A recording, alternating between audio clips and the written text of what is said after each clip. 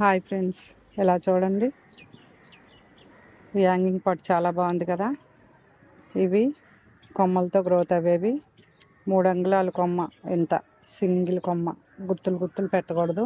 ఇలా సింగిల్ కొమ్మ కట్ చేసుకొని ఒక అంగుళం లోపలికి పెట్టుకొని చక్కగా చుట్టూ బుట్ట నిండా పెట్టేసుకోవాలి.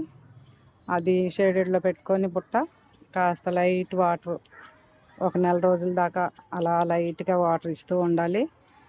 నెలకి ఇలా బుట్ట తయారైపోతుంది. ఇవి కొమ్మలతో గ్రోత్ అయ్యేవి. మనకి నర్సరీలో చాలా రేట్ ఉంటుంది. మనం ఈ ఒక కుండీ నుంచి ఇంకా 2-3 ఎన్నైనా మనకు నచ్చినన్ని తయారు చేసుకోవచ్చు. చూడండి, నేను కొమ్మలతో గ్రోత్ అవి మాత్రం చూపిస్తూ ఉంటాను.